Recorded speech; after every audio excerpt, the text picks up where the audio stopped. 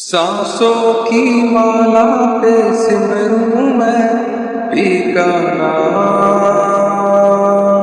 सांसों की माला पे सिमरूं मैं पी का नाम। ਸਤਿਗੁਰੂ ਦੀ ਪਿਆਰੀ ਸਾਧ ਸੰਗਤ ਜੀ, ਮੇਰੇ ਵੱਲੋਂ ਸਾਰਿਆਂ ਨੂੰ ਰਾਧਾ ਸੁਆਮੀ ਜੀ। ਤੁਸੀਂ ਜਿੱਥੇ ਵੀ ਹੋਵੋਗੇ ਖੁਸ਼ ਹੋਵੋਗੇ, ਇਹੀ ਮੈਂ ਆਸ਼ਾ ਕਰਦਾ ਹਾਂ। ਅੱਜ ਮੈਂ ਤੁਹਾਡੇ ਨਾਲ ਬਾਬਾ ਜੀ ਦੇ ਜਿਹੜੇ ਕੁਐਸਚਨ ਆਨਸਰ ਹੋਏ ਨੇ ਇੰਗਲੈਂਡ ਦੇ ਵਿੱਚ ਹੇਨਸ ਪਾਰਕ ਲੰਡਨ ਦੇ ਵਿੱਚ, ਉਹ ਜਿਹੜੇ ਕੁਐਸਚਨ ਆਨਸਰ ਸਾਡੇ ਕੋਲ ਆਏ ਨੇ ਉਹ ਤੁਹਾਡੇ ਨਾਲ ਸ਼ੇਅਰ ਕਰਨ ਲੱਗਾ ਹਾਂ। ਆਪਾਂ ਨੇ ਇਹਦੇ ਵਿੱਚ ਜਿਹੜੇ ਇੰਪੋਰਟੈਂਟ ਕੁਐਸਚਨ ਨੇ ਉਹ ਮੈਂ ਲਿੱਤੇ ਆ ਤੇ ਜਿਨ੍ਹਾਂ ਦੇ ਕਾਮਨ ਆਨਸਰ ਸੀਗੇ। ਕਈ ਵਾਰੀ ਹੁੰਦਾ ਕਿ ਕੁਝ ਕੁਐਸਚਨਾਂ ਦੇ ਸੇਮ ਆਨਸਰ ਹੁੰਦੇ ਨੇ ਤਾਂ ਉਹ ਮੈਂ ਐਲੀਮੀਨੇਟ ਕਰ ਦਿੱਤੇ ਆ, ਪਰ ਜਿਹੜੇ ਕੁਐਸਚਨ ਆਨਸਰ ਦੇ ਵੱਖਰੇ ਆਨਸਰ ਨੇ ਉਹ ਤੁਹਾਡੇ ਨਾਲ ਸ਼ੇਅਰ ਕਰਨ ਜਾ ਰਿਹਾ ਹਾਂ। ਤਾਂ ਤੁਹਾਡੇ ਤੋਂ ਬੇਨਤੀ ਹੈ ਕਿ ਤੁਸੀਂ ਇਹਨਾਂ ਨੂੰ ਸੁਣ ਸਕਦੇ ਹੋ ਜੀ। ਇੱਕ ਕੁਐਸਚਨ ਕਿਸੇ ਨੇ ਬਾਬਾ ਜੀ ਤੋਂ ਪੁੱਛਿਆ ਕਿ ਕੀ ਬਾਬਾ ਜੀ, ਗੁਰੂ ਜਿਹੜਾ ਹੁੰਦਾ ਹੈ ਸਾਡੀ ਜ਼ਿੰਦਗੀ ਦੇ ਵਿੱਚ, ਕੀ ਗੁਰੂ ਦੇ ਵਿੱਚ ਤਾਕਤ ਹੁੰਦੀ ਹੈ ਕਿ ਉਹ ਸਾਡੀ ਕਿਸਮਤ ਬਦਲ ਸਕੇ? ਤਾਂ ਬਾਬਾ ਜੀ ਨੇ ਜਵਾਬ ਦਿੱਤਾ ਕਿ ਵੇਖੋ, ਗੁਰੂ ਜਿਹੜਾ ਹੁੰਦਾ ਹੈ ਉਹ ਸਾਨੂੰ ਅਸਲੀਅਤ ਬਤਾਉਣ ਵਾਸਤੇ ਇੱਥੇ ਆਂਦਾ ਹੈ। ਕਿਸਮਤ ਸਾਡੇ ਕਰਮਾਂ ਦੇ ਨਾਲ ਬਣਦੀ ਹੈ। ਜਿਹੜਾ ਗੁਰੂ ਹੁੰਦਾ ਹੈ ਉਹ ਸਾਨੂੰ ਡਾਰਕਨੈਸ ਤੋਂ ਐਨਲਾਈਟਮੈਂਟ ਦੀ ਤਰਫ ਲੈ ਕੇ ਜਾਂਦਾ ਹੈ, ਜਿਹੜਾ ਅੰਧੇਰੇ ਤੋਂ ਸਾਨੂੰ ਪ੍ਰਕਾਸ਼ ਵੱਲ ਲੈ ਕੇ ਜਾਂਦਾ ਹੈ ਤੇ ਸਾਨੂੰ ਸੱਚਾਈ ਬਿਆਨ ਕਰਦਾ ਹੈ। ਉਹ ਸਾਨੂੰ ਭਜਨ ਸਿਮਰਨ ਦੇ ਕੇ ਇੰਨੀ ਤਾਕਤ ਬਖਸ਼ਦਾ ਹੈ ਕਿ ਆਪਾਂ ਸੱਚ ਵੱਲ ਤੁਰ ਸਕੀਏ ਤੇ ਸਾਡੇ ਅੰਦਰ ਇੰਨੀ ਹਿੰਮਤ ਆ ਜਾਂਦੀ ਹੈ ਕਿ ਆਪਾਂ ਸੱਚ ਨੂੰ ਜਿਹੜਾ ਹੈ ਉਹ ਸਵੀਕਾਰ ਕਰ ਸਕੀਏ। ਜਿਹੜਾ ਵੀ ਕੁਝ ਸਾਡੀ ਜ਼ਿੰਦਗੀ ਦੇ ਵਿੱਚ ਹੋ ਰਿਹਾ ਹੈ ਉਹ ਸਾਡੇ ਕਰਮਾਂ ਕਰਕੇ ਹੋ ਰਿਹਾ ਹੈ, ਲੇਕਿਨ ਗੁਰੂ ਜਿਹੜਾ ਹੁੰਦਾ ਹੈ ਉਹ ਇਸ ਦੇ ਵਿੱਚ ਸਾਡੇ ਨਾਲ ਖੜਾ ਰਹਿੰਦਾ ਹੈ ਤੇ ਸਾਨੂੰ ਹੱਥ ਫੜ ਕੇ ਇੱਥੇ ਤੋਂ ਲੈ ਜਾਂਦਾ ਹੈ। ਇੱਕ 올ਡ ਲੇਡੀ ਸੀਗੀ, ਉਹਨਾਂ ਨੂੰ ਕੋਈ ਫਿਜ਼ੀਕਲ ਪ੍ਰੋਬਲਮ ਸੀਗੀ, ਤਾਂ ਉਹਨਾਂ ਨੇ ਬਾਬਾ ਜੀ ਤੋਂ ਸਵਾਲ ਪੁੱਛਿਆ ਕਿ ਬਾਬਾ ਜੀ, ਮੈਨੂੰ ਮੈਡੀਟੇਸ਼ਨ ਦੇ ਵਿੱਚ ਇਸ ਫਿਜ਼ੀਕਲ ਡਿਸੇਬਿਲਿਟੀ ਕਰਕੇ ਬਹੁਤ ਪ੍ਰੋਬਲਮ ਆਂਦੀ ਹੈ ਬੈਠਣ ਨੂੰ, ਮੇਰੇ ਗੋਡੇ ਜਿਹੜੇ ਆ ਉਹ ਦੁਖਦੇ ਆ, ਮੈਂ ਕੀ ਕਰਾਂ? ਤਾਂ ਇਹੀ ਸਵਾਲ ਹਜ਼ੂਰ ਜੀ ਤੋਂ ਵੀ ਪੁੱਛਿਆ ਗਿਆ ਸੀ USA ਦੇ ਵਿੱਚ, ਤੇ ਉਹਨਾਂ ਨੇ ਵੀ ਸੇਮ ਹੀ ਜਵਾਬ ਦਿੱਤਾ ਸੀ ਤੇ ਬਾਬਾ ਜੀ ਨੇ ਵੀ ਸੇਮ ਹੀ ਜਵਾਬ ਦਿੱਤਾ ਕਿ ਦੇਖੋ, ਜਿਹੜਾ ਮੈਡੀਟੇਸ਼ਨ ਹੈ ਉਹ ਸਰੀਰ ਤੋਂ ਸਿਰਫ ਸ਼ੁਰੂਆਤ ਹੁੰਦੀ ਹੈ। ਸਾਰਾ ਕੁਝ ਤਾਂ ਆਤਮਾ ਨੇ ਕਰਨਾ ਹੁੰਦਾ ਹੈ। ਭਜਨ ਸਿਮਰਨ ਆਤਮਾ ਲਈ ਹੁੰਦਾ ਹੈ, ਸਰੀਰ ਦੇ ਲਈ ਨਹੀਂ। ਤੇ ਜਿਹੜਾ ਕੁਝ ਪਿਆਰ ਹੈ ਉਹ ਸਾਨੂੰ ਉਹ ਪਰਮਾਤਮਾ ਦੇਖਦਾ ਹੈ, ਉਹ ਸਾਡਾ ਭਾਵ ਦੇਖਦਾ ਹੈ, ਸਾਡਾ ਐਫਰਟ ਦੇਖਦਾ ਹੈ। ਜੇ ਆਪਾਂ ਸੱਚ ਵਿੱਚ ਭਜਨ ਸਿਮਰਨ ਕਰਦੇ ਹਾਂ ਉਸ ਪਿਆਰ ਦੇ ਨਾਲ ਤੇ ਉਹ ਸ਼ਿੱਦਤ ਦੇ ਨਾਲ, ਤਾਂ ਪਰਮਾਤਮਾ ਉਸ ਦੇਖਦਾ ਹੈ। ਪਰਮਾਤਮਾ ਤੋਂ ਕੁਝ ਵੀ ਨਹੀਂ ਛੁਪਿਆ ਹੋਇਆ, ਉਹ ਸਾਡੇ ਸਾਰਿਆਂ ਦੀ ਕਮੀਆਂ ਜਾਣਦਾ ਹੈ। ਤੁਸੀਂ ਬੈਠਣ ਦੀ ਕੋਸ਼ਿਸ਼ ਕਰੋ, ਜਿਸ ਵੀ ਅਵਸਥਾ ਦੇ ਵਿੱਚ ਬਹਿ ਸਕਦੇ ਹੋ ਬਹਿਓ ਤੇ ਬੈਠੋ ਤੇ ਭਜਨ ਸਿਮਰਨ ਕਰੋ। ਫਿਰ ਕਿਸੇ ਨੇ ਬਾਬਾ ਜੀ ਤੋਂ ਪੁੱਛਿਆ ਕਿ ਬਾਬਾ ਜੀ, ਜੇ ਸਾਡੀ ਜ਼ਿੰਦਗੀ ਦੇ ਵਿੱਚ ਸਾਰਾ ਕੁਝ ਜੋ ਕੁਝ ਵੀ ਹੋ ਰਿਹਾ ਹੈ ਉਹ ਕਰਮਾਂ ਦੇ ਕਾਰਨ ਹੋ ਰਿਹਾ ਹੈ, ਸਾਡੀ ਕਿਸਮਤ ਦੇ ਕਾਰਨ ਹੋ ਰਿਹਾ ਹੈ, ਤਾਂ ਫਿਰ ਸਾਨੂੰ ਮਿਹਨਤ ਕਿਉਂ ਕਰਨੀ ਪੈਂਦੀ ਹੈ ਤੇ ਫਿਰ ਆਪਾਂ ਮਿਹਨਤ ਕਿਉਂ ਕਰੀਏ? ਤਾਂ ਬਾਬਾ ਜੀ ਨੇ ਜਵਾਬ ਦਿੱਤਾ ਕਿ ਵੇਖੋ, ਕਿਸਮਤ ਜਿਹੜੀ ਹੈ ਉਸ ਦਾ ਕੋਈ ਆਪਣਾ ਆਇਡੈਂਟੀਟੀ ਨਹੀਂ ਹੈ। ਕਿਸਮਤ ਬਣੀ ਹੈ ਕਰਮਾਂ ਦੇ ਨਾਲ, ਤੇ ਜਿਹੜੀ ਕਿਸਮਤ ਹੈ ਉਹ ਸਾਨੂੰ ਇੱਕ ਮੁਕਾਮ ਤੇ ਲਾ ਕੇ ਖੜਾ ਕਰ ਦਿੰਦੀ ਹੈ। ਉੱਥੇ ਸਾਨੂੰ ਆਪਣੀ ਸੈਂਸ ਆਫ ਡਿਸਕ੍ਰਿਮੀਨੇਸ਼ਨ ਦੇ ਨਾਲ, ਇੰਟੈਲੈਕਟ ਦੇ ਨਾਲ, ਆਪਣੀ ਸੋਚੀ ਸਮਝੀ ਦੇ ਨਾਲ ਸਾਨੂੰ ਇਹ ਡਿਸਾਈਡ ਕਰਨਾ ਪੈਂਦਾ ਹੈ ਕਿ ਸਾਨੂੰ ਕੀ ਕਰਨਾ ਹੈ। ਦੇਖੋ, ਤੁਹਾਡੇ ਅੱਗੇ ਕਿਸੇ ਦੀ ਲੜਾਈ ਹੋ ਰਹੀ ਹੈ, ਤੁਸੀਂ ਉੱਥੇ ਜਾ ਕੇ ਉਹਨਾਂ ਦੇ ਨਾਲ ਲੜ ਵੀ ਸਕਦੇ ਹੋ ਤੇ ਉੱਥੇ ਤੋਂ ਚੁੱਪਚਾਪ ਜਾ ਵੀ ਸਕਦੇ ਹੋ, ਇਹ ਤੁਹਾਡੇ ਉੱਤੇ ਮਨਸਰ ਹੈ। ਲੇਕਿਨ ਕਿਸਮਤ ਨੇ ਤੁਹਾਨੂੰ ਇੱਕ ਸਿਚੁਏਸ਼ਨ ਦੇ ਵਿੱਚ ਲਾ ਕੇ ਖੜਾ ਕਰਤਾ, ਹੁਣ ਤੁਹਾਡੇ ਉੱਤੇ ਮਨਸਰ ਹੈ ਤੁਸੀਂ ਕੀ ਡਿਸੀਜਨ ਲੈਣਾ ਹੈ। ਅੱਗੇ ਕਿਸੇ ਨੇ ਪੁੱਛਿਆ ਕਿ ਬਾਬਾ ਜੀ, ਮੈਂ ਜਦ ਵੀ ਭਜਨ ਸਿਮਰਨ ਤੇ ਬਹਿੰਦਾ ਹਾਂ ਮੈਨੂੰ ਬਹੁਤ ਨੀਂਦ ਆ ਜਾਂਦੀ ਹੈ, 15-20 ਮਿੰਟ ਦੇ ਵਿੱਚ ਹੀ ਮੈਨੂੰ ਨੀਂਦ ਆ ਜਾਂਦੀ ਹੈ, ਫਿਰ ਮੈਨੂੰ ਨਹੀਂ ਪਤਾ ਹੁੰਦਾ ਮੈਂ ਕਿੱਥੇ ਹਾਂ। ਤੇ ਇਸ ਦੇ ਵਿੱਚ ਬਾਬਾ ਜੀ ਨੇ ਜਵਾਬ ਦਿੱਤਾ ਕਿ ਦੇਖੋ, ਜਿਵੇਂ ਮੈਂ ਪਹਿਲਾਂ ਅਰਜ਼ ਕੀਤੀ ਕਿ ਜਿਹੜਾ ਭਜਨ ਸਿਮਰਨ ਹੈ ਉਹ ਸਰੀਰ ਨੇ ਨਹੀਂ ਕਰਨਾ ਹੈ, ਉਹ ਆਤਮਾ ਨੇ ਕਰਨਾ ਹੈ। ਜਿੰਨਾ ਚਿਰ ਨੀਂਦ ਦੀ ਗੱਲ ਹੈ, ਦੇਖੋ ਨੀਂਦ ਜਿਹੜਾ ਹੈ ਉਹ ਭਜਨ ਸਿਮਰਨ ਦਾ ਹੀ ਇੱਕ ਤੁਸੀਂ ਕਹਿ ਸਕਦੇ ਹੋ ਇੱਕ ਪਾਰਟ ਹੈ। ਉਹ ਕਿਵੇਂ ਹੁੰਦਾ ਹੈ? ਦੇਖੋ, ਜਦ ਸਾਡਾ ਸਰੀਰ ਭਜਨ ਸਿਮਰਨ ਕਰ ਲੱਗਣ ਜਾਂਦਾ ਹੈ, ਸਿਮਰਨ ਚੱਲਦਾ ਹੈ, ਤਾਂ ਸਾਡੇ ਸਰੀਰ ਨੂੰ, ਸਾਡੀ ਆਤਮਾ ਨੂੰ ਉਹ ਸੈਂਸ ਆਫ ਪੀਸ ਮਹਿਸੂਸ ਹੁੰਦੀ ਹੈ, ਸ਼ਾਂਤੀ ਮਹਿਸੂਸ ਹੁੰਦੀ ਹੈ। ਤੇ ਸ਼ਾਂਤੀ ਦੇ ਵਿੱਚ ਇਹ ਹੌਲੀ-ਹੌਲੀ ਹੌਲਾ ਹੋ ਜਾਣਾ ਸ਼ੁਰੂ ਹੁੰਦੀਆਂ ਨੇ। ਸਾਡੀ ਜਿਹੜੀ ਸਾਂਸ ਹੈ ਉਹ ਬਹੁਤ ਹੌਲੀ ਹੋ ਜਾਂਦੀ ਹੈ, ਸਾਨੂੰ ਸ਼ਾਂਤੀ ਮਹਿਸੂਸ ਹੁੰਦੀ ਹੈ, ਤਾਂ ਕਰਕੇ ਉਹ ਨੀਂਦ ਜਿਹੜੀ ਹੈ ਸਾਨੂੰ ਆ ਜਾਂਦੀ ਹੈ। ਲੇਕਿਨ ਸਾਨੂੰ ਇਸ ਤੋਂ ਉੱਪਰ ਉੱਠਣਾ ਹੈ, ਭਜਨ ਸਿਮਰਨ ਨੂੰ ਜਾਰੀ ਰੱਖਣਾ ਹੈ। ਸਾਨੂੰ ਕੋਸ਼ਿਸ਼ ਕਰਨੀ ਹੈ ਕਿ ਨੀਂਦ ਵਿੱਚ ਵੀ ਸਾਨੂੰ ਜਗਣਾ ਹੈ, ਬਾਰ-ਬਾਰ ਆਪਣੇ ਆਪ ਨੂੰ ਜਗਾਉਣਾ ਹੈ। ਇੱਕ ਦਿਨ ਇਹੋ ਜਿਹਾ ਆਊਗਾ ਸਾਨੂੰ ਨੀਂਦ ਵੀ ਨਹੀਂ ਆਊਗੀ, ਸਾਨੂੰ ਸਿਰਫ ਕੰਸੈਂਟਰੇਸ਼ਨ ਸਾਡਾ ਇੰਨਾ ਵੱਜੂਗਾ ਕਿ ਆਪਾਂ ਸਿਰਫ ਫੋਕਸ ਦੇ ਉੱਤੇ ਪਹੁੰਚ ਜਾਣਗੇ। ਫਿਰ ਬਾਬਾ ਜੀ ਤੇ ਕਿਸੇ ਨੇ ਪੁੱਛਿਆ ਕਿ ਬਾਬਾ ਜੀ ਅੱਜ ਇਸ ਲਾਈਫ ਦੇ ਵਿੱਚ ਜੋ ਕੁਝ ਵੀ ਹੋ ਰਿਹਾ ਹੈ, ਜੋ ਕੁਝ ਵੀ ਇਨਸੀਡੈਂਟ ਹੋ ਰਹੇ ਹਨ, ਡਿਸਟਰੈਕਸ਼ਨ ਹੈ, ਇੰਨਾ ਸਭ ਕੁਝ ਹੈ, ਮੇਰਾ ਇੱਥੇ ਰਹਿਣ ਦਾ ਮਨ ਨਹੀਂ ਕਰਦਾ। ਮੈਂ ਸੋਚਦਾ ਸਾਰਾ ਕੁਝ ਛੱਡ ਕੇ ਕਿਤੇ ਦੂਰ ਚਲਾ ਜਾਵਾਂ, ਉੱਥੇ ਮੈਨੂੰ ਸ਼ਾਂਤੀ ਮਿਲ ਜੂਗੀ। ਤਾਂ ਬਾਬਾ ਜੀ ਨੇ ਜਵਾਬ ਦਿੱਤਾ ਕਿ ਬੇਟਾ ਦੇਖੋ, ਇਹ ਸਾਡਾ ਭਰਮ ਹੈ, ਮਿਸਕਨਸੈਪਸ਼ਨ ਹੈ ਕਿ ਆਪਾਂ ਜੇ ਜੰਗਲਾਂ ਪਹਾੜਾਂ ਤੇ ਉੱਤੇ ਚਲੇ ਜਾਈਏ, ਜੇ ਸਾਰਾ ਕੁਝ ਛੱਡ ਕੇ ਉੱਥੇ ਚਲੇ ਜਾਈਏ ਤਾਂ ਸਾਨੂੰ ਸ਼ਾਂਤੀ ਮਿਲ ਜੂਗੀ। ਦੇਖੋ, ਸ਼ਾਂਤੀ ਜਿਹੜੀ ਹੈ ਉਹ ਸਾਡੇ ਅੰਦਰ ਤੋਂ ਆਉਂਦੀ ਹੈ। ਸੈਂਸ ਆਫ ਪੀਸ ਜਿਹੜੀ ਹੈ ਉਹ ਸਰੀਰ ਦੇ ਅੰਦਰ ਤੋਂ ਆਉਂਦੀ ਹੈ, ਨਾ ਕਿ ਬਾਹਰ ਤੋਂ। ਤੁਸੀਂ ਕਿਤੇ ਵੀ ਚਲੇ ਜਾਓ, ਕਿੰਨੇ ਸੰਤ ਮਹਾਤਮਾ ਸੀਗੇ ਜਿਹੜੇ ਪਹਾੜਾਂ ਵਿੱਚ ਚਲੇ ਗਏ, ਉੱਥੇ ਚਲੇ ਗਏ ਜੰਗਲਾਂ ਦੇ ਵਿੱਚ, ਕਿ ਉਹਨਾਂ ਦਾ ਮਨ ਸ਼ਾਂਤ ਹੋਇਆ। ਇਸ ਕਰਕੇ ਸਾਨੂੰ ਸ਼ਾਂਤੀ ਜਿਹੜੀ ਹੈ ਉਹ ਅੰਦਰ ਤੋਂ ਲੱਭਣੀ ਹੈ। ਉਹ ਕਿਵੇਂ ਆਊਗੀ? ਉਹ ਭਜਨ ਸਿਮਰਨ ਦੇ ਨਾਲ ਆਊਗੀ, ਉਹ ਪਿਆਰ ਦੇ ਨਾਲ ਆਊਗੀ। ਜਦ ਆਪਾਂ ਆਪਣੇ ਆਪ ਨੂੰ ਉਸ ਪਰਮਾਤਮਾ ਦੇ ਵੱਲ ਸੌਂਪਾਂਗੇ, ਉਹ ਸਾਨੂੰ ਪਿਆਰ ਵੀ ਦੇਊਗਾ ਤੇ ਸੈਂਸ ਆਫ ਪੀਸ ਵੀ ਦੇਊਗਾ। ਫਿਰ ਇੱਕ ਕੁਐਸਚਨ ਬਾਬਾ ਜੀ ਤੋਂ ਕਿਸੇ ਨੇ ਪੁੱਛਿਆ ਕਿ ਬਾਬਾ ਜੀ, ਜਿਹੜਾ ਗੁਰੂ ਹੈ ਕਿ ਉਹ ਸਾਡੇ ਕੋਲ ਰਹਿੰਦਾ ਹੈ ਹਰ ਇੱਕ ਸਿਚੁਏਸ਼ਨ ਦੇ ਵਿੱਚ? ਤਾਂ ਫਿਰ ਬਾਬਾ ਜੀ ਨੇ ਜਵਾਬ ਦਿੱਤਾ ਕਿ ਦੇਖੋ, ਗੁਰੂ ਜਿਹੜਾ ਹੈ ਉਹ ਸਾਡੇ ਕੋਲ 24 ਘੰਟੇ ਰਹਿੰਦਾ ਹੈ। ਸਾਨੂੰ ਅਤੇ ਅਹਿਸਾਸ ਨਹੀਂ ਹੈਗਾ, ਕਿਉਂਕਿ ਆਪਾਂ ਭਰਮਾਂ ਦੇ ਵਿੱਚ ਫਸੇ ਹੋਏ ਹਨ। ਗੁਰੂ ਦੇ ਕੋਲ ਤਾਂ ਉਹਦੀ ਸੰਗਤ ਹੀ ਹੈ। ਗੁਰੂ ਸਾਡਾ ਕਦੇ ਸਾਥ ਨਹੀਂ ਛੱਡਦਾ। ਬੇਟਾ ਬਾਪ ਦੀ ਉਂਗਲੀ ਛੱਡ ਸਕਦਾ ਹੈ, ਲੇਕਿਨ ਬਾਪ ਕਦੇ ਬੇਟੇ ਦੀ ਉਂਗਲੀ ਨਹੀਂ ਛੱਡ ਸਕਦਾ। ਗੁਰੂ ਸਾਡੇ ਕੋਲ ਹੀ ਹੈ, ਸਾਨੂੰ ਸਿਰਫ ਅਹਿਸਾਸ ਕਰਨ ਦੀ ਲੋੜ ਹੈ। ਫਿਰ ਕਿਸੇ ਨੇ ਬਾਬਾ ਜੀ ਤੋਂ ਪੁੱਛਿਆ ਕਿ ਬਾਬਾ ਜੀ, ਕਿ ਸੰਗਤ ਜਦ ਤੁਹਾਡੇ ਤੋਂ ਦੂਰ ਹੁੰਦੀ ਹੈ, ਕਿ ਤੁਹਾਨੂੰ ਯਾਦ ਆਉਂਦੀ ਹੈ ਸੰਗਤ ਦੀ, ਜਿਵੇਂ ਆਪਾਂ ਨੂੰ ਤੁਹਾਡੀ ਯਾਦ ਆਉਂਦੀ ਹੈ? ਤੇ ਬਾਬਾ ਜੀ ਨੇ ਕਿਹਾ ਕਿ ਵੇਖੋ, ਇਹ ਜਿਹੜਾ ਰਿਸ਼ਤਾ ਹੈ ਇਹ ਪ੍ਰੇਮ ਔਰ ਪਿਆਰ ਦਾ ਹੈ। ਸੰਗਤ ਦੇ ਬਿਨਾ ਗੁਰੂ ਨਹੀਂ ਹੈ, ਗੁਰੂ ਦੇ ਬਿਨਾ ਸੰਗਤ ਨਹੀਂ ਹੈ।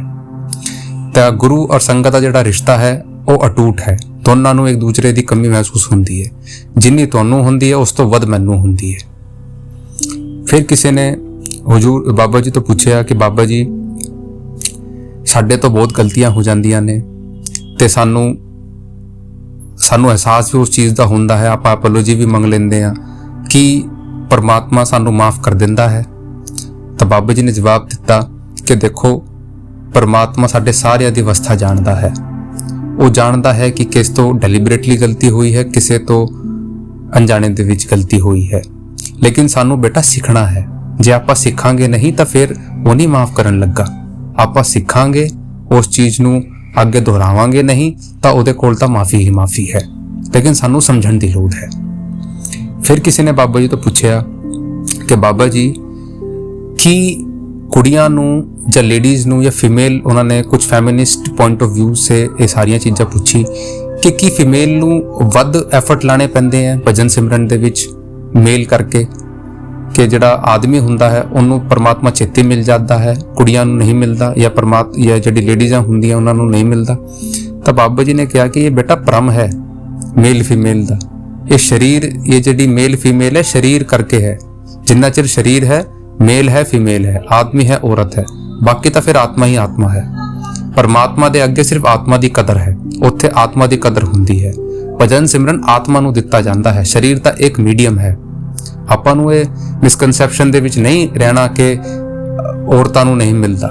ਠੀਕ ਹੈ, ਔਰਤਾਂ ਦੀ ਜ਼ਿੰਮੇਵਾਰੀਆਂ ਹੁੰਦੀਆਂ ਹਨ, ਪਰ ਇਸ ਦਾ ਮਤਲਬ ਇਹ ਨਹੀਂ ਕਿ ਉਹਨਾਂ ਨੂੰ ਨਹੀਂ ਮਿਲ ਸਕਦਾ ਪਰਮਾਤਮਾ। ਤੁਸੀਂ ਵੇਖੋ, ਇੰਨੀ ਵੱਡੀ ਸ਼ਖਸੀਅਤ ਹੋਈ ਹੈ ਜਿਨ੍ਹਾਂ ਨੇ ਭਗਤੀ ਕਰਕੇ ਪਰਮਾਤਮਾ ਨੂੰ ਪਾਇਆ ਹੈ। ਆਪਾਂ ਮੀਰਾਬਾਈ ਦਾ ਐਗਜ਼ਾਮਪਲ ਲੈਂਦੇ ਆ, ਇੰਨੀ ਰਾਜਾ ਮਹਾਰਾਣੀ ਹੋ ਕੇ ਵੀ ਉਹਨਾਂ ਨੇ ਪਰਮਾਤਮਾ ਨੂੰ ਪਾਇਆ, ਤਾਂ ਆਪਾਂ ਤਾਂ ਫਿਰ ਵੀ ਉਹਨਾਂ ਦੇ ਅੱਗੇ ਕੁਝ ਨਹੀਂ ਹੈਗੇ ਆ। ਫਿਰ ਇੱਕ ਨੇ ਬਾਬਾ ਜੀ ਤੋਂ ਉੱਥੇ ਪੁੱਛਿਆ ਕਿ ਬਾਬਾ ਜੀ, ਮੈਂ ਸੇਵਾ ਕਰਦਾ ਹਾਂ, ਸੇਵਾ ਦੇ ਵੀ ਸਾਡੇ ਤੋਂ ਬਹੁਤ ਗਲਤੀਆਂ ਹੋ ਜਾਂਦੀਆਂ ਨੇ ਕਦੇ ਤੇ ਆਪਾਂ ਮਾਫੀ ਵੀ ਮੰਗ ਲੈਂਦੇ ਆ ਤਾਂ ਕਿ ਉਹ ਸੇਵਾ ਸਾਡੀ ਲੱਗੂਗੀ? ਤਾਂ ਬਾਬਾ ਜੀ ਨੇ ਕਿਹਾ ਕਿ ਵੇਖੋ, ਪਰਮਾਤਮਾ ਸਾਡੀ ਸਾਰਿਆਂ ਦੀ ਕਰਨੀ ਜਾਣਦਾ ਹੈ, ਉਹ ਸਭ ਦੀ ਅਵਸਥਾ ਜਾਣਦਾ ਹੈ, ਉਸ ਤੋਂ ਕੁਝ ਨਹੀਂ ਲੁਕਿਆ ਹੋਇਆ ਹੈ। ਕੋਈ ਦਿੱਕਤ ਨਹੀਂ ਹੈ ਜੇ ਤੁਹਾਡੇ ਤੋਂ ਗਲਤੀਆਂ ਹੋ ਜਾਂਦੀਆਂ ਨੇ, ਲੇਕਿਨ ਸਾਨੂੰ ਇਹ ਵੀ ਧਿਆਨ ਰੱਖਣਾ ਚਾਹੀਦਾ ਹੈ ਕਿ ਜਿੰਨਾ ਚਿਰ ਹੋ ਸਕੇ ਆਪਾਂ ਨੂੰ ਇੱਕ ਕੰਟਰੋਲ ਰੱਖਣਾ ਚਾਹੀਦਾ ਕਿ ਗਲਤੀ ਨਾ ਹੋਵੇ। ਸਾਨੂੰ ਪਿਆਰ ਦੇ ਨਾਲ ਸਾਰੀਆਂ ਚੀਜ਼ਾਂ ਨੂੰ ਅਟੈਂਡ ਕਰਨਾ ਚਾਹੀਦਾ ਹੈ ਤੇ ਇਨੀਸ਼ੀਏਟਿਵ ਲੈਣਾ ਚਾਹੀਦਾ ਹੈ, ਔਰ ਹੋ ਸਕੇ ਤਾਂ ਉਹਨਾਂ ਤੋਂ ਸਿੱਖਣਾ ਚਾਹੀਦਾ ਹੈ ਜੇ ਆਪਾਂ ਫਿਰ ਉਸ ਚੀਜ਼ ਨੂੰ ਨਾ ਕਰ ਸਕੀਏ। ਲੇਕਿਨ ਪਰਮਾਤਮਾ ਮਾਫ ਕਰ ਦਿੰਦਾ ਹੈ, ਇਹੋ ਜੀ ਕੋਈ ਗੱਲ ਨਹੀਂ। ਤੁਸੀਂ ਬੜੇ ਪਿਆਰ ਦੇ ਨਾਲ ਸੇਵਾ ਕਰ ਸਕਦੇ ਹੋ ਜੀ। ਫਿਰ ਕਿਸੇ ਨੇ ਬਾਬਾ ਜੀ ਤੋਂ ਪੁੱਛਿਆ ਕਿ ਬਾਬਾ ਜੀ, ਮੈਂ ਭਜਨ ਸਿਮਰਨ ਕਰਦਾ ਹਾਂ, ਲੇਕਿਨ ਕਦੇ-ਕਦੇ ਮੈਨੂੰ ਡਾਊਟ ਜਿਹਾ ਹੋਣ ਲੱਗ ਜਾਂਦਾ ਹੈ ਕਿ ਕੀ ਮੈਂ ਸਹੀ ਰਾਸਤੇ ਤੇ ਉੱਤੇ ਵੀ ਹੈਗਾ, ਕਿਉਂਕਿ ਮੈਨੂੰ ਭਜਨ ਸਿਮਰਨ ਦੇ ਵਿੱਚ ਕੁਝ ਨਹੀਂ ਦਿਸਦਾ। ਮੈਂ ਕਈ ਲੋਕਾਂ ਤੋਂ ਸੁਣਦਾ ਹਾਂ, ਕਈ ਵਾਰੀ ਗੱਲਾਂ ਵੀ ਆਉਂਦੀਆਂ ਨੇ ਕਿ ਇਹ ਦਿਖਾਈ ਦਿੰਦਾ ਹੈ, ਉਹ ਦਿਖਾਈ ਦਿੰਦਾ ਹੈ, ਪਰ ਮੈਨੂੰ ਤਾਂ ਕੁਝ ਨਹੀਂ ਦਿਖਾਈ ਦਿੰਦਾ। ਮੈਂ ਤਾਂ ਭਜਨ ਸਿਮਰਨ ਵੀ ਕਰਦਾ ਹਾਂ। ਤਾਂ ਬਾਬਾ ਜੀ ਨੇ ਕਿਹਾ ਕਿ ਦੇਖੋ ਬੇਟਾ, ਸਾਨੂੰ ਕੋਈ ਕਦੇ ਵੀ ਰੈਨੂਮਰੇਸ਼ਨ ਨਹੀਂ ਮੰਗਣਾ, ਸਾਨੂੰ ਕਦੇ ਵੀ ਕੁਝ ਚੀਜ਼ एवज ਵਿੱਚ ਨਹੀਂ ਮੰਗਣੀ। ਸਾਨੂੰ ਸਿੱਖਣਾ ਹੈ, ਸਾਨੂੰ ਭਜਨ ਸਿਮਰਨ ਕਰਨਾ ਹੈ। ਦੇਖੋ ਪਰਮਾਤਮਾ ਜਾਣਦਾ ਹੈ ਉਹਨੂੰ ਕਦ ਕਿਸੇ ਨੂੰ ਕੀ ਦੇਣਾ ਹੈ। ਆਪਾਂ ਨੂੰ ਨਹੀਂ ਮੰਗਣਾ, ਆਪਾਂ ਨੇ ਮੰਗਤੇ ਨਹੀਂ ਬਣਨਾ। ਹੀ knows what to give, where to give and whom to give। ਸੋ ਸਾਨੂੰ ਤਾਂ ਇਹੀ ਚਾਹੀਦਾ ਹੈ ਕਿ ਸਾਨੂੰ ਉਹਦਾ ਜਿਹੜਾ ਕੰਮ ਹੈ ਉਹ ਆਪਾਂ ਕਰੀਏ, ਆਪਣੀ ਡਿਊਟੀ ਨੂੰ ਨਿਭਾਈਏ, ਫਿਰ ਉਹਦੇ ਉੱਤੇ ਛੱਡ ਦਈਏ।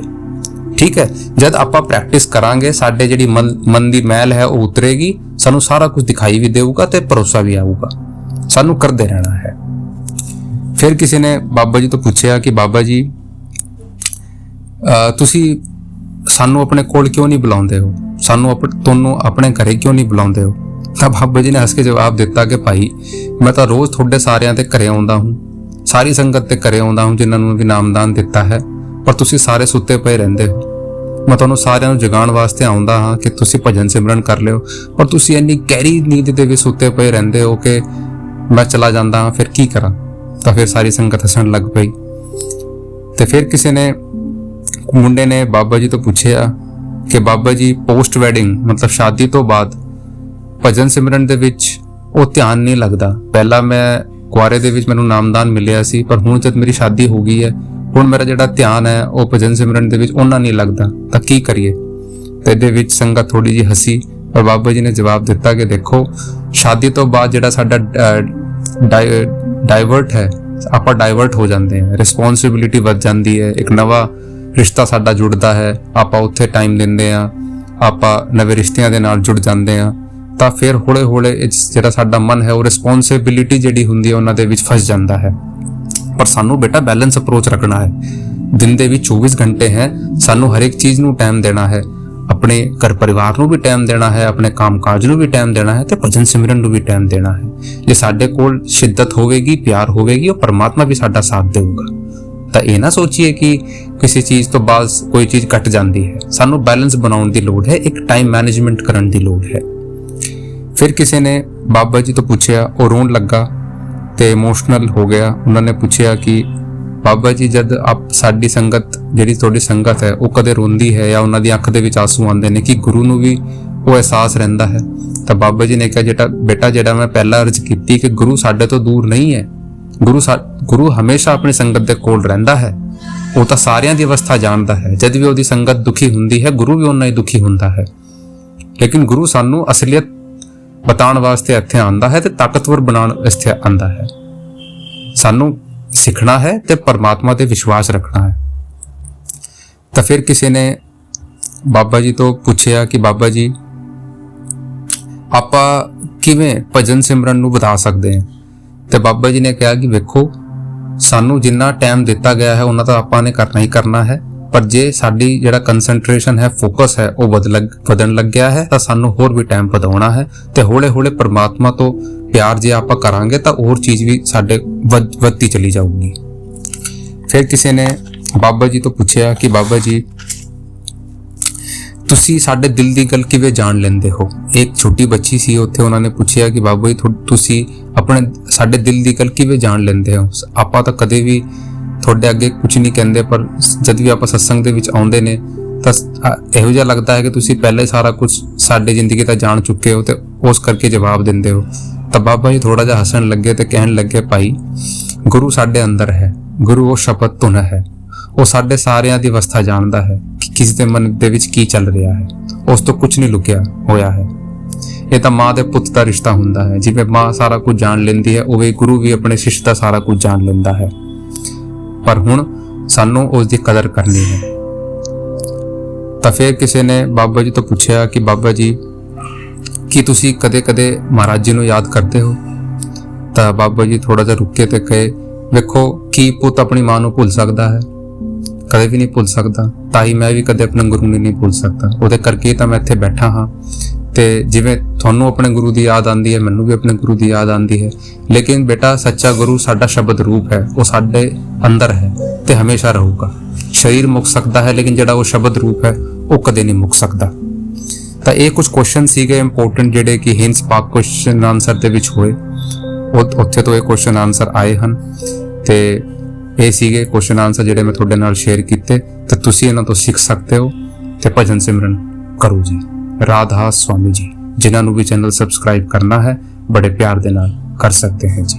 राधा स्वामी जी। अपने मन की मैं जानू और पी के मन की राह, सांसों की माला पे सिमरूं मैं पी का